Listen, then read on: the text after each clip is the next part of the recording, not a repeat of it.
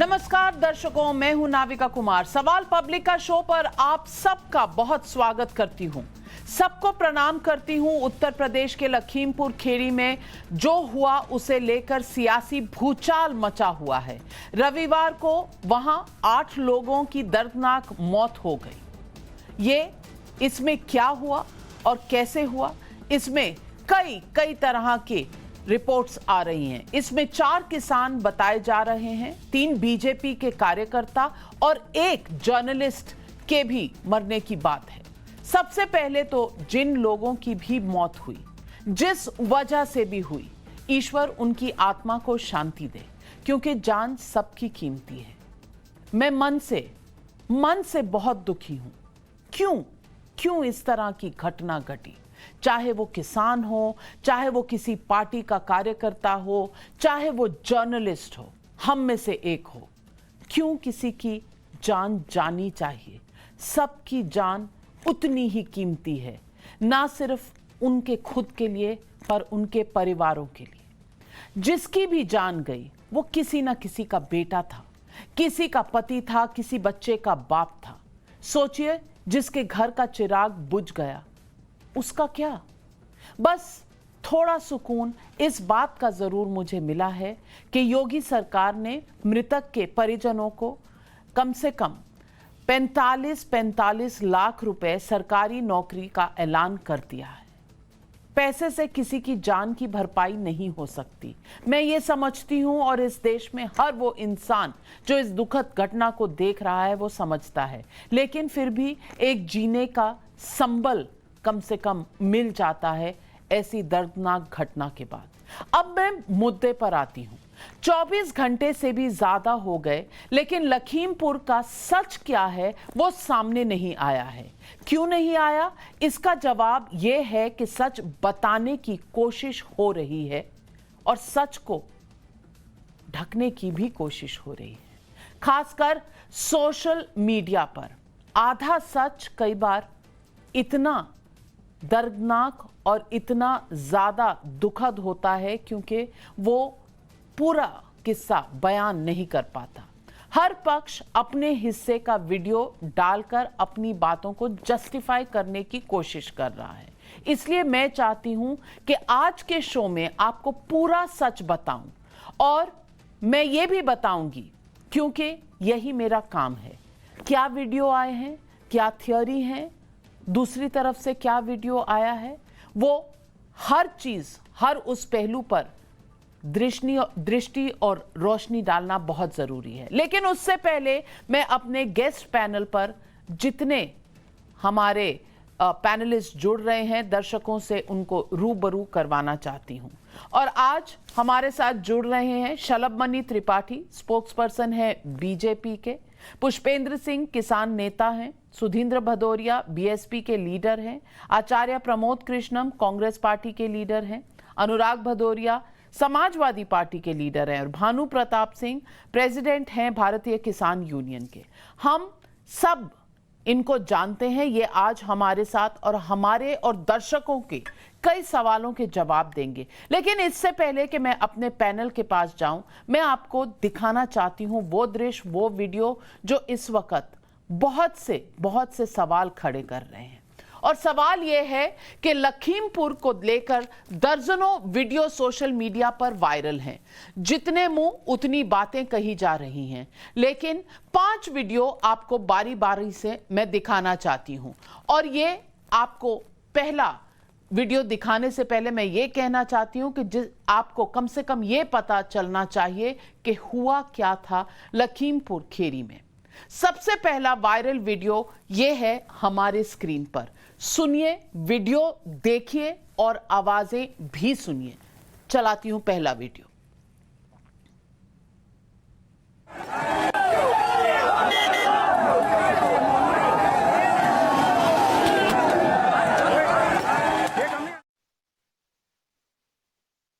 आपने देखा,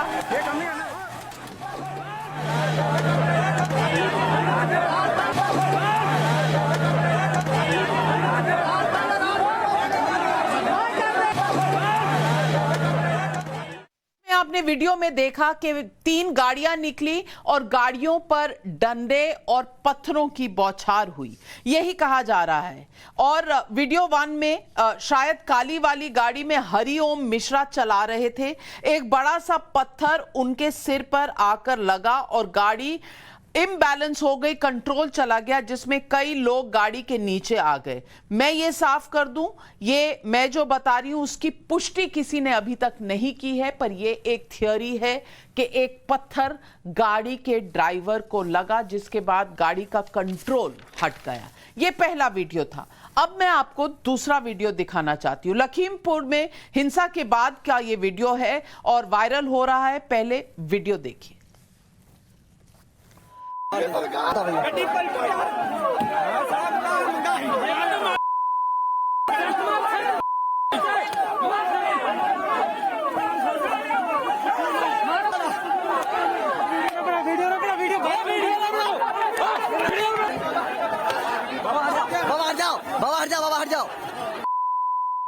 अब इस वीडियो में अगर आप देखें तो गाड़ी को कोई धक्का दे रहा है और ये गाड़ी यहां से पलटाने की कोशिश की जा रही है। ये काली वाली गाड़ी है। अभी आपने जो 3 गाड़ियां देखी, शायद उनमें से ही एक गाड़ी है उस काफिले से। ये ब्लैक वाली गाड़ी जिसे अब धक्का दिया जा रहा है, जिसको गिराने की कोशिश की जा रही है, वो उसी काफिले से निकली हुई बताई जा रही है। मैं फिर कहना चाहती हूं कि हमारे पास पुष्टि नहीं है, ये वीडियोस और वहां के लोग कह रहे हैं। हालांकि ये कंफर्म करना बहुत मुश्किल है क्योंकि अभी जांच होनी बाकी है। लेकिन इस गाड़ी के गिरने के बाद 2 लोग जमीन पर पड़े दिख रहे हैं। उन्हें लाठी और डंडों से पीटा जा रहा है। जो लोग पीट रहे हैं उनकी लाठी में कुछ झंडे भी दिख रहे हैं। कहा जा रहा है कि ये किसानों के बीच में घुस आए उपद्रवी हैं। लेकिन मैं फिर से कहना चाहती हूं कि यह सब पुलिस की जांच का विषय है। लेकिन एक बात जरूर कहूंगी कि इस वीडियो में जो आवाज आ रही है, वीडियो मत बनाओ। अगर यह सही है तो फिर कहानी कुछ और हो सकती है, जो सामने आना अभी बाकी है। सुनिए एक बार फिर इसमें लोग पीटने वाले क्या कह रहे हैं। बाबा हट जाओ, बाबा हट जाओ, बाबा हट जाओ।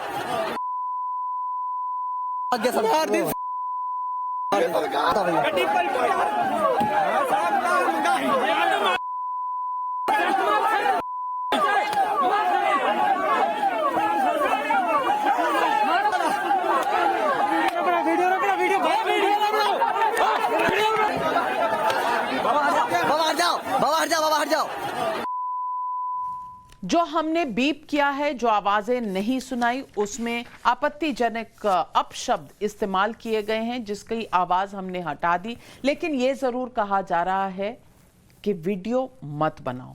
क्यों मत बनाओ, ये सवाल पूछना बहुत जरूरी है। और किसको मारा जा रहा है, लाठी चलाने वाले कौन लोग थे, वो जिनको पीटा जा रहा है वो गाड़ी से निकले हुए लोग थे, क्या था, किस बात का रोष था, ये सब एक इन्वेस्टिगेशन का मुद्दा है।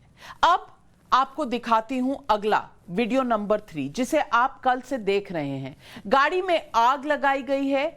आगजनी के बाद जलती कार जो है वो आपके स्क्रीन पर है। सड़क पर बड़ी संख्या में लोग खड़े दिखाई दे रहे हैं। यह घटना के बाद का वीडियो है जो आप कल से देख रहे हैं। अब देखते हैं वीडियो नंबर 4। वीडियो नंबर 4 में हमें यह पता चल रहा है कि हेलीपैड के पास का वीडियो है ये, जिसमें हाथों में काले झंडे लेकर भीड़ जमा हुई है और बीजेपी नेताओं की होर्डिंग फाड़ी जा रही है।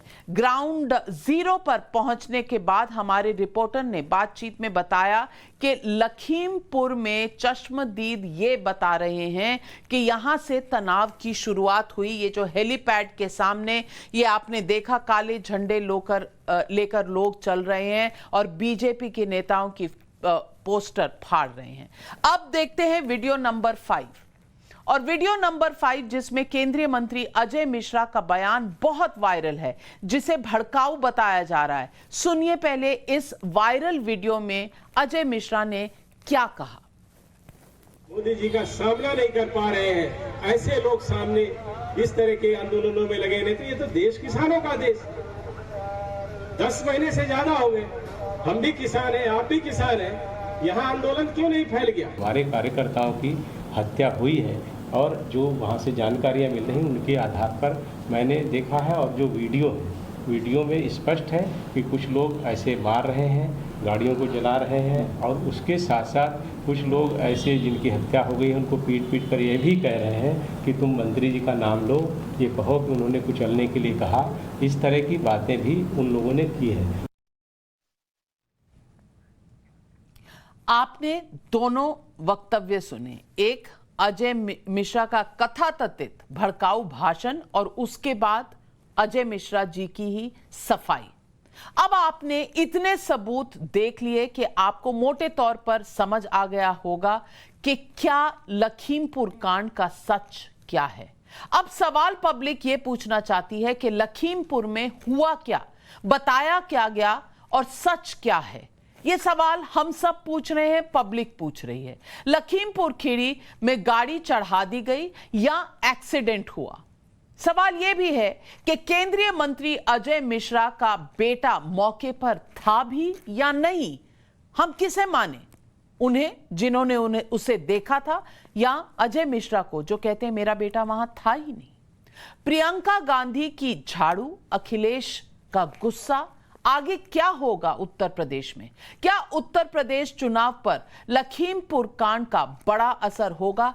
यही है आज हमारी डिबेट। और आइए सबसे पहले मैं जाती हूं शलभ मणि त्रिपाठी जी के पास, जो यूपी की हर उस घटनाक्रम पर नजर रखे हुए हैं। और मैं आपसे पूछना चाहती हूं शलभ मणि त्रिपाठी जी, हुआ क्या, सच क्या है? जर्नलिस्ट भी मर गए, बीजेपी के कार्यकर्ता भी मर गए और 4 किसानों की भी मृत्यु हो गई। अब तक इन्वेस्टिगेशन से हमें क्या पता चल रहा है? देखिए, मैं सिर्फ इतना कहूंगा कि अभी इन्वेस्टिगेशन शुरू हुई है। आपको पता है कि ये घटना, दुर्भाग्यपूर्ण और दुखद घटना अब से कुछ घंटों पहले हुई थी। उसके बाद वहां पर कुछ लोग प्रदर्शन कर रहे थे, डेड बॉडीज को पोस्टमार्टम के लिए और आगे की विधिक प्रक्रिया के लिए नहीं जाने दे रहे थे। प्रशासन के लोग वहां पर पहुंचे, उनसे वार्ता हुई और उसका एक सकारात्मक हल निकला है, क्योंकि उनकी ये मांग थी कि इस पूरे प्रकरण को न्यायिक जांच के लिए भेज दिया जाए। सरकार ने उनकी मांग को माना है और भी जो उनकी मांगे थी उनको लेकर भी सरकार ने निर्णय लिया है। इस स्पॉट पर न तो मैं था, न मुझे लगता है कि इस पैनल पर जितने लोग बैठे हैं वो थे।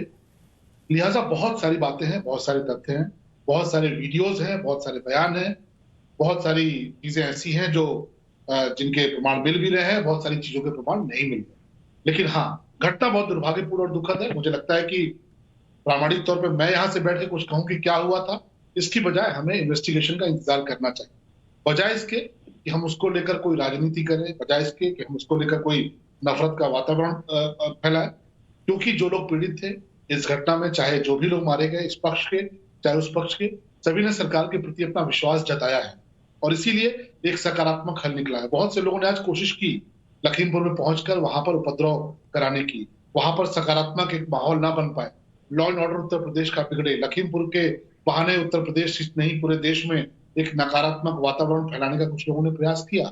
लेकिन मैं निश्चित तौर पर कहूंगा कि जो लोग वहां पर थे, जिनसे प्रशासन की वार्ता हुई है, एक सकारात्मक वार्ता रही। उनका भी एक मैं कहूंगा कि उनका एक योगदान रहा कि शांति व्यवस्था भंग नहीं हो पाई। और हमें इंतजार करना चाहिए इन्वेस्टिगेशन का, हमें इंतजार करना चाहिए पुलिस की रिपोर्ट का, हमें इंतजार करना चाहिए कि कुछ घंटों बाद जब कुछ चीजें निकल कर आएंगी तो निश्चित तौर पे आपसे भी शेयर की जाएगी, लोगों से भी शेयर की जाएगी और पब्लिक डोमेन में भी वो चीजें स्वतः आती चली जाएगी। तो प्रमोद कृष्णम जी, जब तक जांच और तथ्य सामने नहीं आ जाते, कांग्रेस पार्टी इतनी जल्दी में क्यों है कि वहां जाकर भड़काने लगे लोगों को जो पहले ही आहत हैं इस वक्त, और वहां का जो वातावरण है वो भी सेंसिटिव है? क्या ये जरूरी है कि हम हर चीज में इतनी ज्यादा राजनीति कर दें कि जो मौका वारदात पे जो हो रहा है वो स्थिति हाथ से निकल जाए? क्या यही ऑपोजिशन का सबसे बड़ा कर्तव्य होता है प्रमोद कृष्णम जी? देखिए नाविका जी, पहली तो मैं उन परिवारों के प्रति अपनी संवेदनाएं प्रकट करना चाहता हूं जो भी लोग इस दुखद घटना के शिकार हुए, वो इस पक्ष के हैं या उस पक्ष के, ये विषय नहीं है। बच्चा जो भी मरा है, आदमी जो भी मरा है, वो हमारा मरा है, हमारे देश का मरा है, और उसके परिवार को मेरी शोक संवेदनाएं हैं। और उसमें कोई अगर भाजपा का कार्यकर्ता मरा है तो मैं परमात्मा से प्रार्थना करता हूं कि उसकी आत्मा को शांति मिले। किसानों की मौत हुई है, मैं परमात्मा से प्रार्थना करता हूं उनको भी शांति मिले। और उत्तर प्रदेश की सरकार ने उन्हें मुआवजा दे करके अभी जो ये सोच लिया है कि ये सब चीजें निबट गई हैं, इस पर मुझे आपत्ति है, पहली बात। दूसरी बात, मैं नाविका जी बहुत देर से आपको सुन रहा हूं, आप बहुत अच्छी पत्रकार हैं और देशभक्ति आप में भरी हुई है, इसमें कोई शक नहीं है। हालांकि मेरी पार्टी के बहुत ऐसे लोग हैं, मेरे नेता हैं, जो आपके चैनल के भी खिलाफ हैं, और वो एक अलग विषय है। आपके बारे में बताया जाता है कि आप भाजपा का पक्ष अच्छी तरह रखती हैं, कांग्रेस को निशाना बनाती हैं, पर यह विषय आज नहीं है। आज विषय है, शलभमणि त्रिपाठी पहले पत्रकार रह चुके हैं, विद्वान व्यक्ति हैं, आज मुख्यमंत्री जी के सलाहकार समिति के हिस्सा हैं। मुझे आप बताओ शलभमणि जी, ये जांच का बिल्कुल ठीक बात है कि ये हादसा था या ये हत्या थी, ये जांच के बाद पता चलेगा। आपने बिल्कुल ठीक कहा कि आप वहां मौजूद नहीं थे, और हम जितने भी पैनलिस्ट हैं, हम में से कोई मौजूद नहीं था। लेकिन शलभमणि त्रिपाठी जी, परमात्मा किसी ने देखा नहीं है मगर महसूस किया है। ये जो नौबत आई, ये आई क्यों? ये उत्तर प्रदेश में और पूरे देश में जो किसान बैठा है, साल भर से ज्यादा हो गया, सब्र के बांध टूट रहे हैं। तो एक तो सवाल मेरा ये है शलभमणि जी कि ये नौबत क्यों आई? क्या आप ऐसा मानते हैं ये नौबत इस विपक्ष के कारण आई? क्या आप ऐसा मानते हैं कि ये नौबत प्रियंका गांधी जी के कारण आई? क्या आप ऐसा मानते हैं राहुल गांधी के कारण आई? क्या आप ऐसा मानते हैं अखिलेश यादव और तमाम विपक्ष के नेताओं के कारण आई? मुझे लगता है कि ये नौबत इसलिए आई कि देश के किसान जो चाहते थे वो आप कर नहीं पाए, और जो आपकी सरकार चाहती थी वो देश के किसान मानने को तैयार नहीं थे। और एक बात याद रखना, मैं नाविका जी आपसे भी बताना चाहता हूं कि जब कोई पानी अपनी रवानगी छोड़ देता, ठहर जाता, तो वो विकृत होना शुरू हो जाता है, उसमें गंदगी शुरू हो जाती है। ये आंदोलन इतना लंबा हो गया है, अब इसमें विकृतियां पैदा होनी शुरू हो जाएंगी, कुछ हो गई हैं, और वो किसी को दोष दो, किसी को दोष मत दो, ये विषय नहीं है। विषय है कि सरकार का दायित्व है, सरकार की जिम्मेदारी है, लॉ एंड ऑर्डर कंट्रोल करना सरकार की जिम्मेदारी है, किसानों के आंदोलन को समाप्त कराना सरकार की जिम्मेदारी है, किसानों की बातों को सुनना सरकार की जिम्मेदारी है। अगर किसान आपके किसी बनाए हुए कानून से सहमत नहीं है तो उन्हें उनका ज्ञानवर्धन करना, उन्हें सहमत करना, ये आपकी जिम्मेदारी है।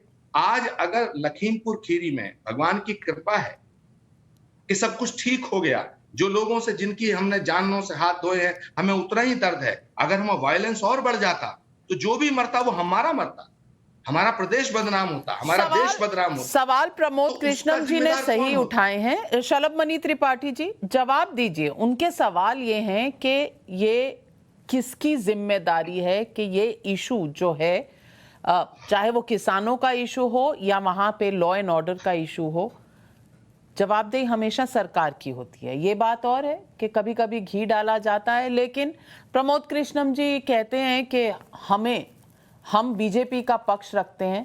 मैं सिर्फ उनसे इतना कहना चाहूंगी कि हम हमेशा अपने दरवाजे खुले रखते हैं, लेकिन कांग्रेस आकर हमसे अगर विचार विमर्श और संवाद करना ही नहीं चाहती तो उनका पक्ष रखना मेरे लिए उतना ही मुश्किल है जितना आपके लिए मेरा पक्ष रखना मुश्किल है। लेकिन शलभमणि त्रिपाठी जी, आज प्रमोद कृष्णम जी ने सवाल जो उठाए हैं वो सही हैं, जवाब दीजिए आप प्रमोद जी को। बिल्कुल निश्चित तौर पे आचार्य जी ने जो सवाल उठाए हैं, मैं ये मान नहीं सकता कि आचार्य जी को पता नहीं है कि ये आंदोलन खत्म क्यों हुआ। बहुत विद्वान व्यक्ति हैं, मुझसे बड़े भी हैं, और मुझे लगता है कि आत्मा पर हाथ रखकर जब बोलेंगे ना तो उनको ये पता है कि आंदोलन खत्म क्यों नहीं हो रहा। अगर सुप्रीम कोर्ट भी ये कह रही है कि भाई ये पूरा प्रकरण अभी कानून स्थगित है, पूरा प्रकरण सुनवाई में है, फिर किस बात का आंदोलन? फिर आंदोलन क्यों नहीं खत्म हो रहा?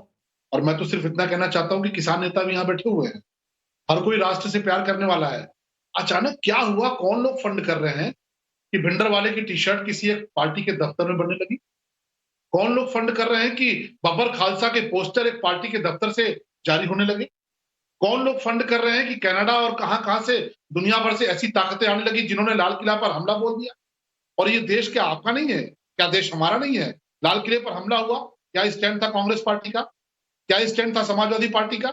लाल किले पर हमला हुआ, क्या मुझे सिर्फ कष्ट होना चाहिए? क्या सिर्फ भारतीय जनता पार्टी को कष्ट होना चाहिए? आपको भी कष्ट होना चाहिए। देखिए, मुझे ये कहते हुए अफसोस हो रहा है कि आचार्य जी को कष्ट हुआ होगा, इनके पार्टी के जो सुप्रीम लीडर बैठे हैं उनको कष्ट नहीं हुआ होगा।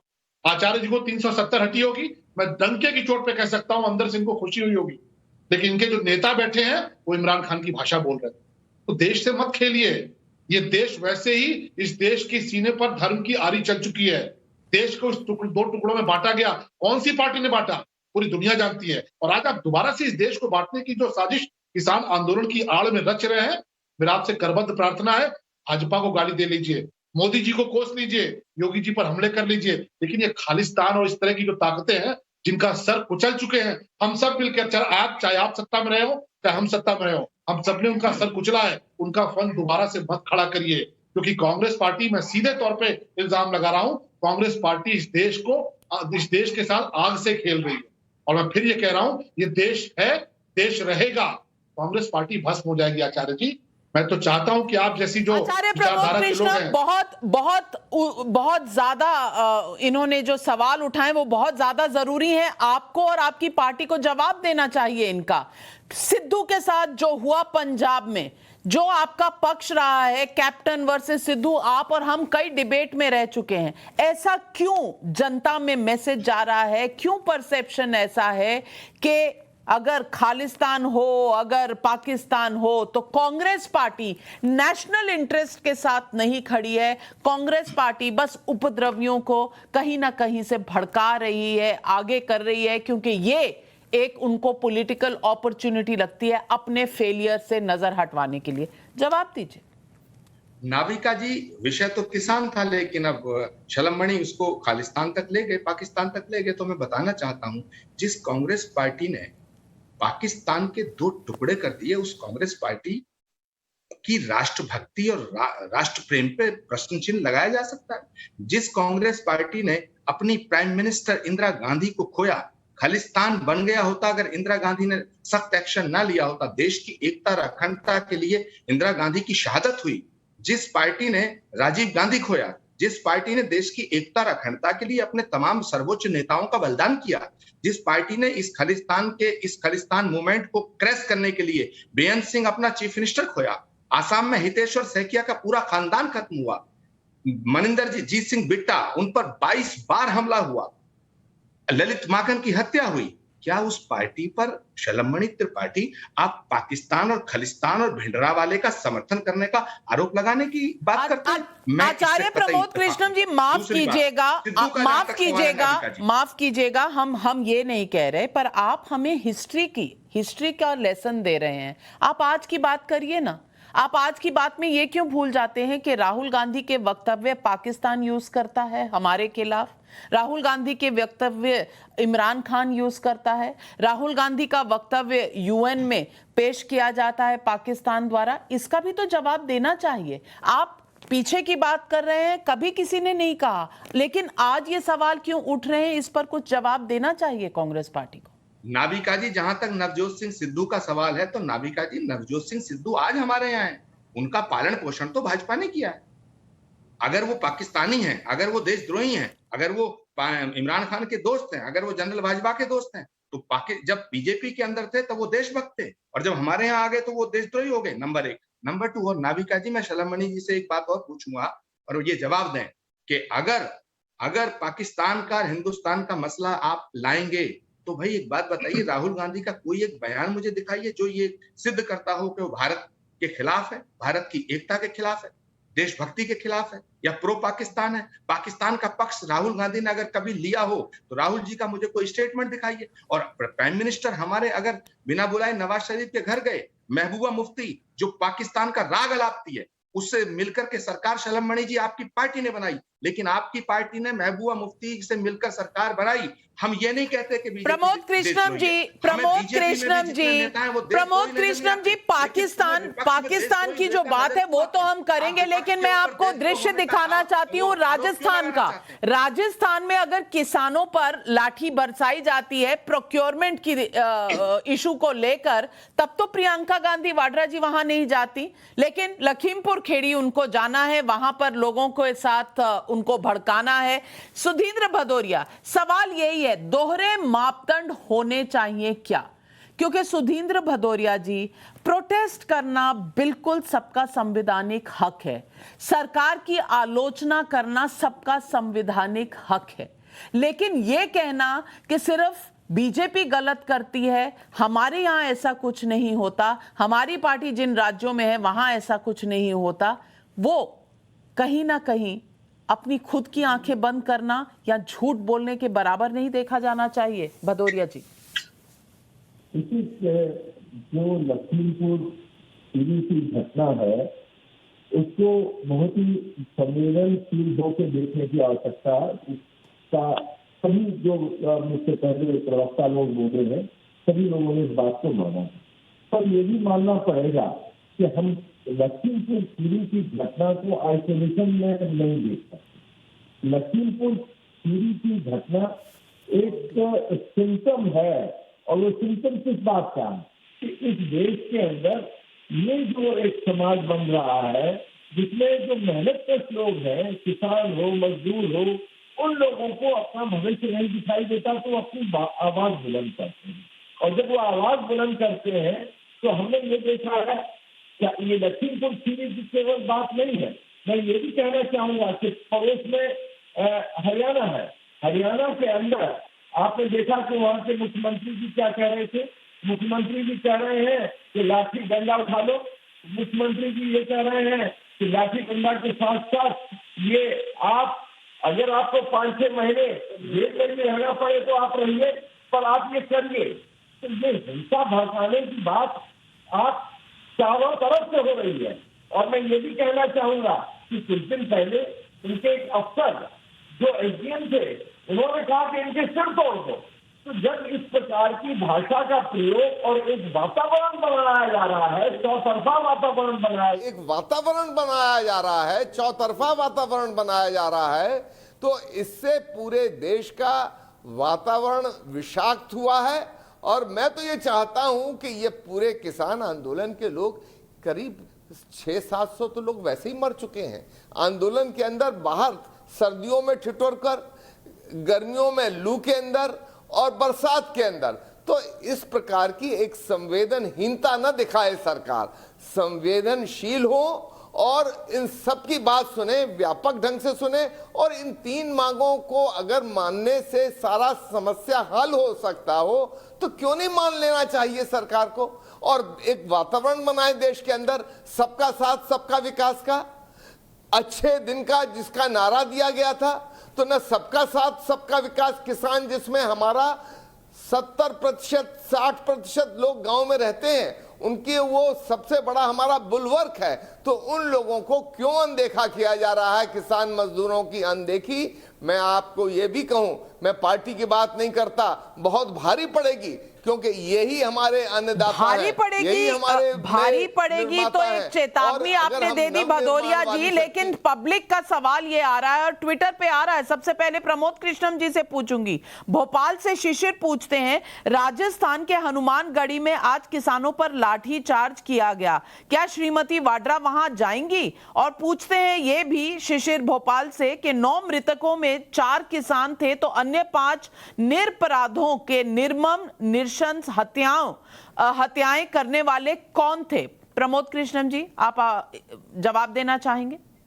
नाविका कुमार जी, अगर देश के किसी भी राज्य में चाहे वो सरकार किसी की हो, किसानों पर अत्याचार हो रहा है तो ये गलत है, मैं उसे सही नहीं ठहराता। अगर राजस्थान में कांग्रेस पार्टी की सरकार है, वहां किसानों पर लाठीचार्ज हो रहा तो बिल्कुल हो सकता है प्रियंका गांधी को जाना चाहिए। आपको पता नहीं चला अभी तक? प्रमोद कृष्णम जी, आपके पास ये सूचना आई नहीं कि वहां लाठीचार्ज हुआ है? और सुबह से तस्वीरें चल रही हैं हर चैनल पर, सोशल मीडिया पर, अभी तक पता नहीं चला? नाविका अभी जी, तक मैं ना तो ये आपको पता चला ना प्रियंका गांधी जी को पता चला।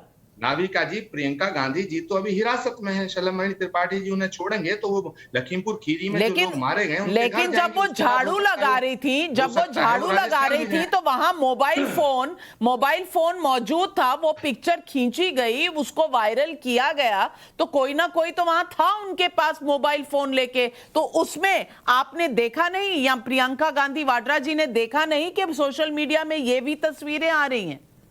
नाविका जी, मैं जवाब दूं? आप मुझे अगर जवाब देने का मौका दें तो मैं दूं जवाब। जी बिल्कुल। नाविका जी, पहली बात यह है, राजस्थान में जो हुआ है उसको मैं उसको जस्टिफाई नहीं कर रहा हूं, लेकिन अगर कांग्रेस की कोई नेता नहीं जा रहे हैं तो योगी आदित्यनाथ जी चले जाएं। किसने रोका? बीजेपी का कोई नेता क्यों नहीं जा रहा? शलमणि त्रिपाठी चले जाएं, क्यों नहीं? कौन रोक रहा है?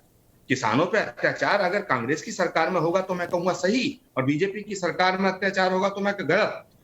मैं इस तरह की हिपोक्रेसी वाला विचार नहीं रखता हूं। नंबर एक। हिपोक्रेसी एक तरफ हवाला दे रहे हैं कि हिपोक्रेसी नहीं रखता है, पर शलमणि त्रिपाठी जी कह रहे हैं योगी जी चले जाएं वहां पर राजस्थान में। प्रियंका जी अभी उत्तर प्रदेश में व्यस्त हैं, आपकी हिरासत में है, तो योगी जी उत्तर प्रदेश चले जाएं, प्रियंका गांधी वाड्रा जी उत्तर प्रदेश देख लेंगी, योगी जी राजस्थान चले जाएं। जवाब दीजिए शलमणि जी।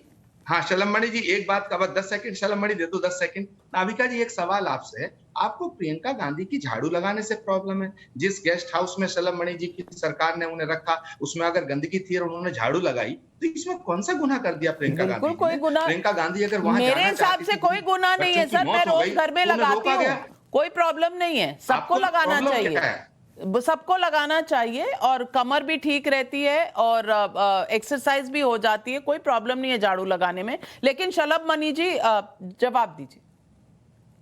नहीं, देखिए, हम तो स्पष्ट कह रहे हैं कि आपने जो घटना उठाई, क्या ये पहली घटना है क्या? इसके पहले राजस्थान में क्या हुआ? किसानों की जमीन कुर्क की गई, कौन चला गया? मैं तो कहता हूं आचार्य जी ही चले गए होते, पर मुझे पता है कि आचार्य जी अंदर से जाना चाहते होंगे, उसी तरह से जैसे कैप्टन अमरिंदर ने कहा कि सिद्धू गद्दार हैं, सिद्धू देश के खिलाफ हैं। अमरिंदर की हालत ये कर दी कि पार्टी छोड़नी पड़ी। आप देखिए कैसी हालत कर दी है। तो आपने जो सवाल आचार्य जी से पूछा, ये मेरा कोई नैरेटिव नहीं है, ये देश की जनता पूछ रही है कि कांग्रेस पार्टी को हो क्या गया है। ये वही कांग्रेस पार्टी है या दूसरी कांग्रेस पार्टी है? कि आज अगर राहुल गांधी का ट्वीट पढ़िए और इमरान खान का ट्वीट पढ़िए तो फर्क करना मुश्किल होता है। धारा 370 पर इनका क्या स्टैंड रहा?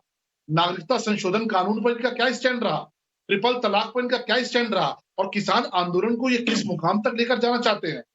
किसान आंदोलन को के पीछे कौन है ये पूरा देश जानता है, मुझे बताने की आवश्यकता नहीं है। आचार्य जी को भी पता है, नाविका जी को भी पता है, पूरे देश को पता है। और कौन सी ऐसी जिद है? फिर तो आप संसद को भंग कर दीजिए। संसद से कोई कानून पास होता है, कोई मतलब नहीं उसका। सुप्रीम कोर्ट कहती है कि नहीं साहब, हम सुनवाई कर रहे हैं, कानून स्थगित रखा जाए, कोई मतलब नहीं है। फिर आप कहते हैं संविधान को आप मानते हैं, आप उनके साथ खड़े हैं जो संविधान का माखौल उड़ा रहे हैं, जो देश की सबसे बड़ी पंचायत को नहीं मानते, जो कोर्ट को नहीं मानते। और लाल किले पर हमला हुआ, कांग्रेस से किसी बड़े नेता का आप बता दीजिए बयान जिसने इस पूरी घटना की निंदा की हो। आप राहुल गांधी का एक स्टेटमेंट बता दीजिए, क्या लाल किले की अस्मिता के साथ जो खिलवाड़ हुआ, क्या उसकी तकलीफ सिर्फ हमें होनी चाहिए? बिल्कुल। तो भानु प्रताप सिंह जी भारतीय किसान यूनियन से हमारे साथ हैं। मैं पूछना चाहती हूं भानु प्रताप सिंह से, ये क्या चल रहा है? मैं नहीं कहती कि किसी की भी जान जानी चाहिए, मैं नहीं कहती कि कहीं पर भी कोई इस तरह की घटना घटे जिसमें लोगों को कोई आपत्ति हो, लेकिन ये काले झंडे, ये डंडे मारना, ये पत्थर फेंकना, ये कहीं ना कहीं किसान आंदोलन में भी कहीं ना कहीं देखना पड़ेगा कि अंदर से ये किसान आंदोलन हो रहा है या वायलेंस के लिए लोगों को भड़काया जा रहा है। ये सवाल कुछ किसान यूनियन के लोगों को भी देना पड़ेगा। ऐसा है मैडम, भारतीय किसान यूनियन भानु ब्रज के जनक संत पूजनीय रमेश बाबा ने बनाया। मुझे ईमानदार समझ के, राकेश टिकैत के खिलाफ ईमानदार समझ के उन्होंने मुझे इसका राष्ट्रीय अध्यक्ष बनाया। अब जो जहां नेता बोल रहे हैं कि राकेश टिकैत किसान सब उसके साथ हैं, ऐसा नहीं है।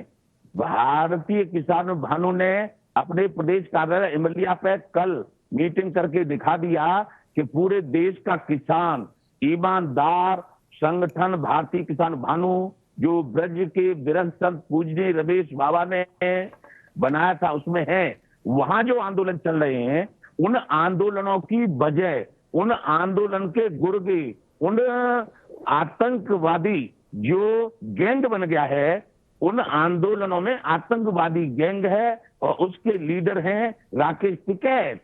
क्योंकि मेरी बात सुनिए, क्योंकि ऐसा आंदोलन तभी नहीं होता जिसमें 26 जनवरी को 525 पुलिस वालों को, जो हमारे भाई भतीजे थे, घायल कर दिया गया और लाल किले पर दूसरा झंडा फहरा दिया गया।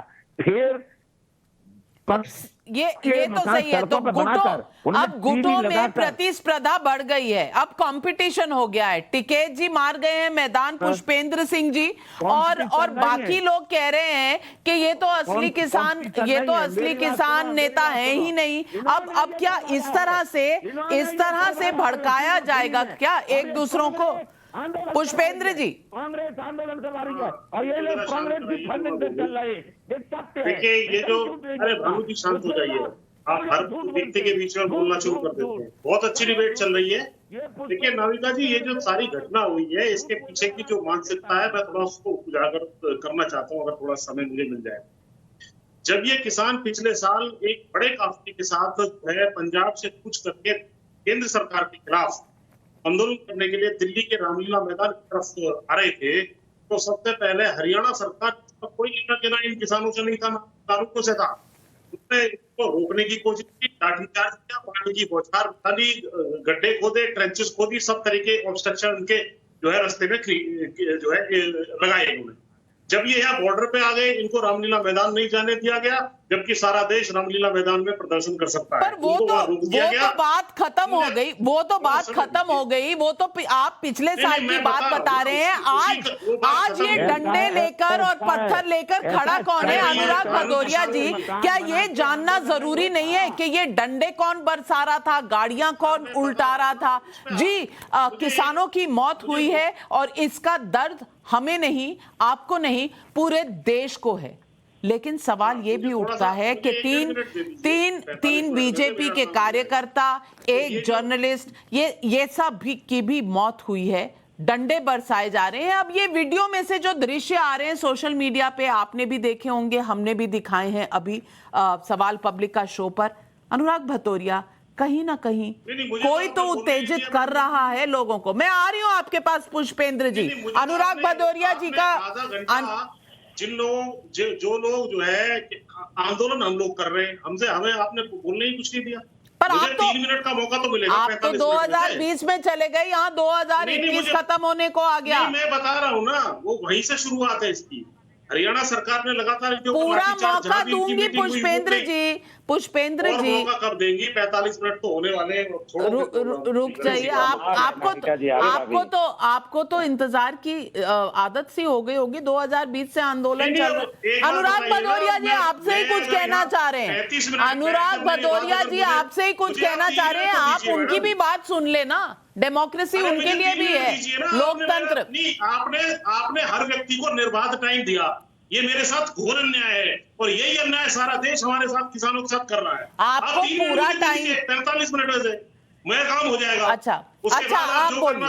अच्छा, आप बोलिए। अनुराग भदौरिया जी, आपसे माफी मांगती हूँ। पहले डिबेट में आपसे बात कर लूंगा, कल बोलूंगा, आज नहीं, कल आप ये डिबेट रखिए, चला जाऊंगा। आपने 40 इसके बाद अनुराग भाई का 5 मिनट दे दीजिए ना नाविका जी। आप कांग्रेस कर रहे तो बीजेपी कांग्रेस को बुलाइए ना, काहे हम लोग को बुलाते हैं 40 मिनट इंतजार करना है। देखिए अनुराग भदौरिया जी, अनुराग भदौरिया जी, आप 40 मिनट सब डंडों से हमें ही मारिए, सब डंडों से हमें ही मारिए। कांग्रेस वाले कह रहे हैं हम उन्हें बोलने नहीं देते, हमारे ऐसे उनको प्रॉब्लम है। किसान यूनियन वाले कह रहे हैं हम उन्हें बोलने नहीं देते। समाजवादी पार्टी हमसे नाराज है, सब हमसे नाराज ही हैं, सब हमसे नाराज ही हैं। पता नहीं क्या हो गया है। प्रमोद कृष्णम जी कम से कम मुस्कुराए, कम से कम दिल को थोड़ा सा चैन मिला, थोड़ी ठंडक पहुंची। लेकिन जो पीड़ित पक्ष है उसको बोलने नहीं दिया जा रहा। यहाँ पीड़ित सब है, यहाँ पीड़ित सब है। अरे अब तक मैं अपनी बात रख भी देता अगर मेरी बात चली जाती तो। अच्छा बोलिए। उसके बाद जो है हर जगह इनके ऊपर लाठीचार्ज की गई। उसके बाद आपने देखा इनके अफसर ने खुद कहा कि भाई इनकी जो है सिर फोड़ दीजिएगा।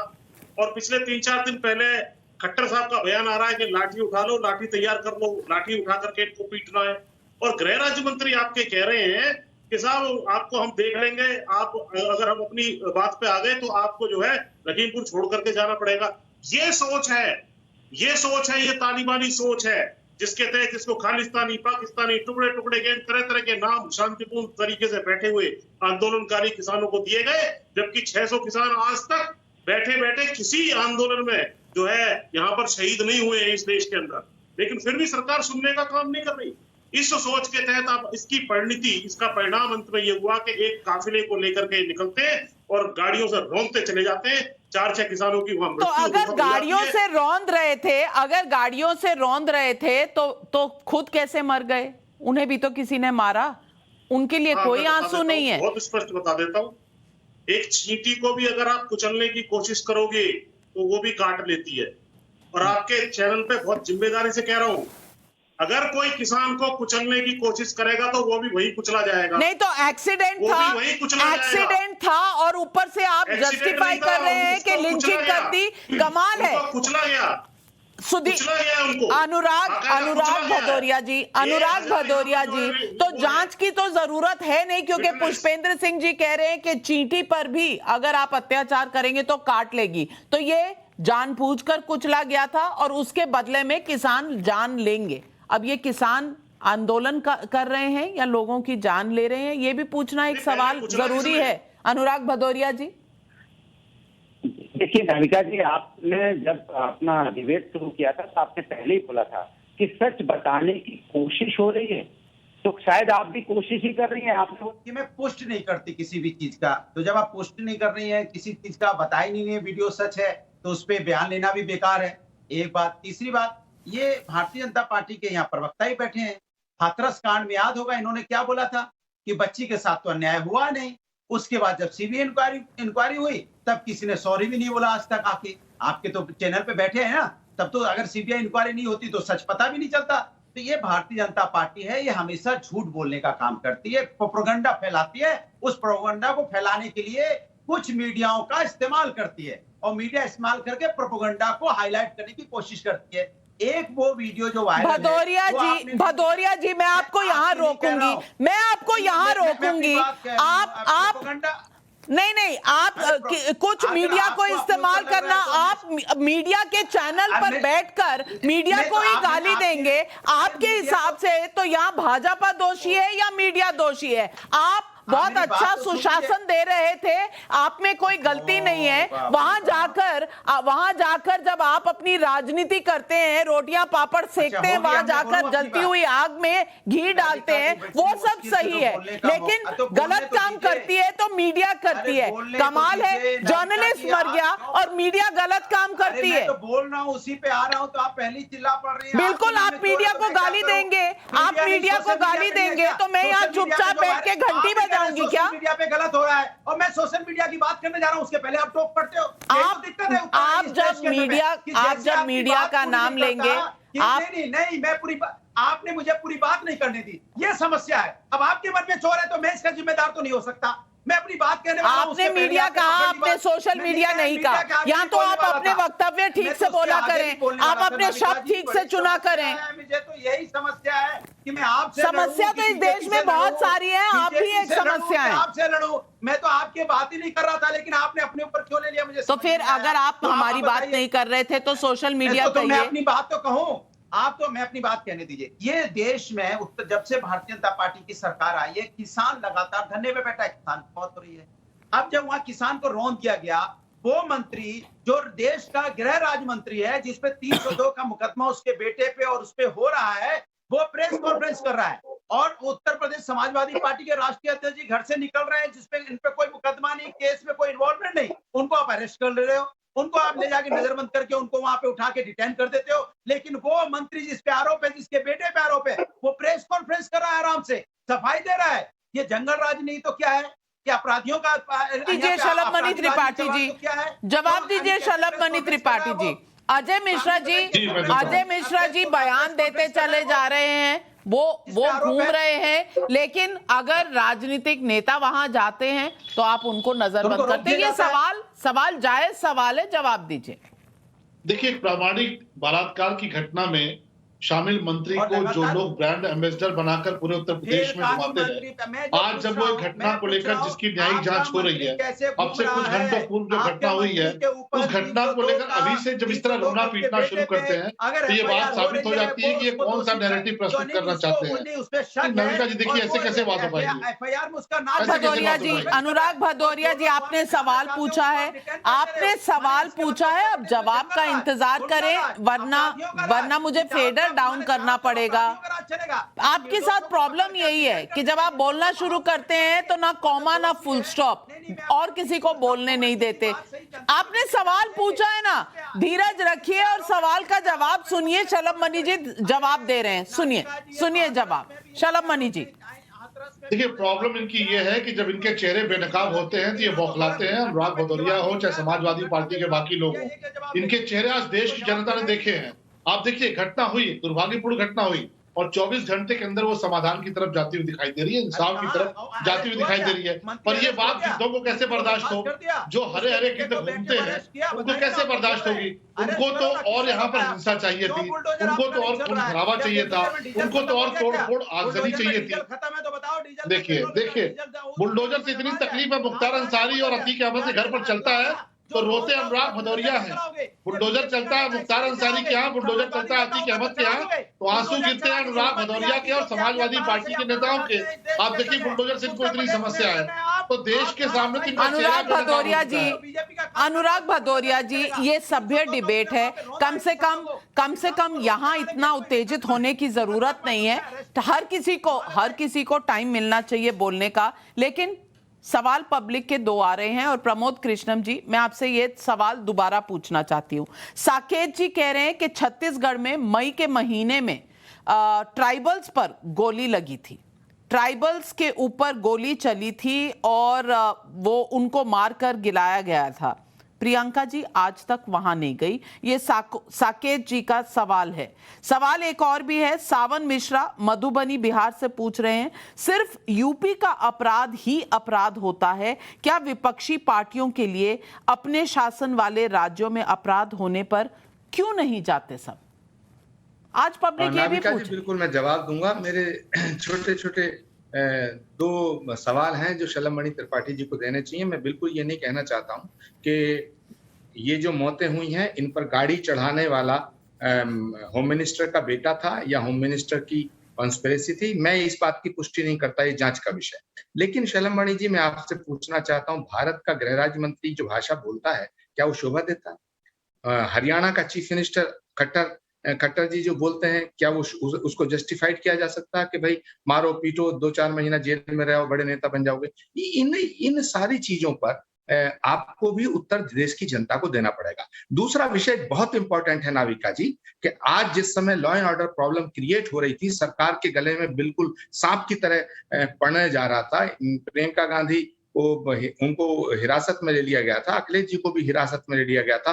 हजारों की संख्या में किसान और तमाम जनता लखीमपुर खीरी पहुंच रही थी और बहुत भयानक स्थिति बन रही थी। भगवान की कृपा से वो ठीक हो गई। मैं इसके लिए शुक्रगुजार हूं, परमात्मा का भी शुक्रगुजार हूं और सरकार के एफर्ट्स का भी। लेकिन एक सवाल उठता है कि जब राकेश टिकैत जी ने आपके इतनी बड़ी समस्या का समाधान चुटकी बजाते कर दिया, इसका मतलब ये सिद्ध होता है कि राकेश टिकैत जी और आपकी सरकार की बातचीत होती है। राकेश टिकैत जी आपकी सरकार की समस्या का समाधान, लखीमपुर खीरी की प्रॉब्लम सॉल्व कर सकते हैं, तो ये किसान आंदोलन की प्रॉब्लम सॉल्व क्यों नहीं हो रही? ये दो इतने इंपॉर्टेंट सवाल हैं। सवालों के जवाब हम जरूर लेंगे, लेकिन पब्लिक के सवाल जो थे राजस्थान को लेके, छत्तीसगढ़ को लेके, कि प्रियंका गांधी वाड्रा जी आज तक वहां क्यों नहीं गई, पब्लिक को सवाल के जवाब दे दीजिए ना। नाविका जी, प्रियंका जी वहां नहीं गई, ये विषय नहीं है, वहां चली जाएंगी, हम किसी और नेता को भेज देंगे। अगर हमारा कोई नहीं जा रहा, शलभ मणि चले जाएं, वसुंधरा राजे चले जाएं, या योगी जी चले जाएं, जी बहुत अच्छा। शलभ मणि जी छत्तीसगढ़ में अगर ट्राइबल मरते हैं तो प्रियंका गांधी जी के पास समय नहीं है, लेकिन राजस्थान जाने का समय नहीं है, लेकिन लखीमपुर खेड़ी जाने का समय है, क्योंकि इंचार्ज है उत्तर प्रदेश की। लेकिन सवाल आपसे प्रमोद कृष्णम जी ने जो पूछे, जवाब दीजिए। आपके 30 सेकंड 45 सेकंड शुरू होते हैं अब। नहीं, देखिए, मैं तो सिर्फ इतना कहूंगा कि पूरा देश ये देख रहा है। अभी किसी ने सवाल पूछा आपसे नाविका जी की उत्तर प्रदेश की घटना क्यों होती है, वो तो पूरा देश देख रहा है। उत्तर प्रदेश में भगवाधारी उत्तर प्रदेश की 24 करोड़ जनता की कर्मयोगी की तरह सेवा कर रहे हैं। उनका कोई परिवार नहीं है, उनके कोई भाई भतीजावाद नहीं है, उनका कोई वंशवाद नहीं है। वो दिन रात कोरोना से पीड़ित होते हुए भी प्रदेश की जनता की सेवा कर रहे हैं। कष्ट ये है, एक भगवा पहना हुआ व्यक्ति उत्तर प्रदेश की जनता की कर्मयोगी की तरह सेवा करे, कैसे बर्दाश्त होगा? उन लोगों को जिन्होंने हिंदू आतंकवाद की थ्योरी गढ़ी इस देश में, उन लोगों ने जो प्रभु राम को जिन्होंने काल्पनिक बताया, कैसे बर्दाश्त होगा? इसलिए छत्तीसगढ़ के ट्राइबल्स में गोली चलती, प्रियंका जी को फुर्सत नहीं मिलती। राजस्थान के मुख्यमंत्री कहते हैं बलात्कार पीड़ित बच्चियों के लिए, अरे साहब वो तो अपनी मर्जी से घूमने चली गई। गहलोत साहब से सवाल प्रियंका वाड्रा नहीं पूछती। पुजारी की हत्या कर दी जाती है वहां पर जलाकर, प्रियंका वाड्रा जी या राहुल जी को फुर्सत नहीं मिलती। लेकिन हम लाशों पर राजनीति नहीं करते। हम सिर्फ इतना कह रहे हैं, राकेश टिकैत का उन्होंने सवाल पूछा, जो पीड़ित थे जहां पर घटना हुई थी, वहां के लोगों का ये कहना था कि हमारे किसान प्रतिनिधि के तौर पर राकेश टिकैत जी आ रहे हैं, हम उनके जरिए वार्ता करना चाहते हैं। हमने वार्ता का रास्ता खोला। वो खुद चाहते थे कि नहीं, बाकी लोग ना आए, नहीं पहुंचे, क्योंकि आप तो वहां जा रहे थे हिंसा फैलाने। समाजवादी पार्टी के लोगों ने क्या किया? आज सोमवार का दिन था, लोग अपने दफ्तर जा रहे थे, उनके साथ अभद्रता की गई। छोटे छोटे बच्चे स्कूल जा रहे थे इम्तिहान देने, उनको निशाना बनाया गया, पुलिस की जीप ठोक दी गई। अरे साहब, वो हमारे पैसे की नहीं थी, वो जनता के टैक्स के पैसे थी। और समाजवादी पार्टी का तो इतिहास रहा है आगजनी करने का, दंगे कराने का। त्रिपाठी जी, सुधींद्र भदौरिया जी, अनुराग भदौरिया जी, पुष्पेंद्र सिंह जी और प्रमोद कृष्णम जी, मैं आपसे सिर्फ इतना कहना चाहती हूं कि किसी की भी मौत दर्दनाक होती है। प्रमोद कृष्णम जी ने सही कहा, जो भी मरा वो हमारा था, भारतीय था, नागरिक था। हर किसी के घर में आज एक लौ बुझ गई। किसी का बेटा चला गया, किसी का भाई, किसी का बाप। ये नहीं होना चाहिए था। और हम सिर्फ आंसू बहा सकते हैं, लेकिन हम अपने आप को ये क्यों नहीं समझाते कि जब इस तरह की घटना हो तो हमें भी धैर्य से काम लेना चाहिए। भड़काने की बजाय पानी डालना चाहिए उन जलती हुई आग पर, उन जलती हुई लाशों पर। लेकिन क्या राजनीति सबको इजाजत देती है कि सच क्या है, झूठ क्या है, ये जाने बिना बस राजनीति करने के लिए? क्यों? क्योंकि चुनाव है उत्तर प्रदेश में और राजस्थान में चुनाव नहीं है। क्या यही फर्क है लोगों को पिटने में और मरने में? उत्तर प्रदेश में और राजस्थान में सिर्फ चुनाव तय करेंगे कि कौन कितने आंसू किसके लिए कहां जाएगा। यही सवाल पब्लिक का है। आंसू बहाइए, लोगों के साथ खड़े होइए, मौजूद होइए, लोगों के आंसू पोंछिए भी, लेकिन इस तरह नहीं। इस तरह फर्क मत कीजिए कि जिस राज्य में इलेक्शन है जाएंगे हम राजनीति करने, वहां दूसरे किसी राज्य में मारपीट होती है किसानों की या और किसी मासूम की, तो हमें उससे कोई वास्ता नहीं। इसलिए शायद राजनीति आज भी इतनी बदनाम है। आप क्या सोचते हैं? क्योंकि पब्लिक क्या सोचती है यही है सबसे ज्यादा इंपॉर्टेंट, यही है सबसे ज्यादा महत्वपूर्ण। आप सोचिए और आप हमें लिखिए उसी शो पर जो आपका शो है, सवाल पब्लिक का। लेती हूं आपसे इजाजत, जाइएगा कहीं मत, क्योंकि आ रहे हैं दूसरी तरफ सुशांत सिन्हा पाठशाला, न्यूज की पाठशाला।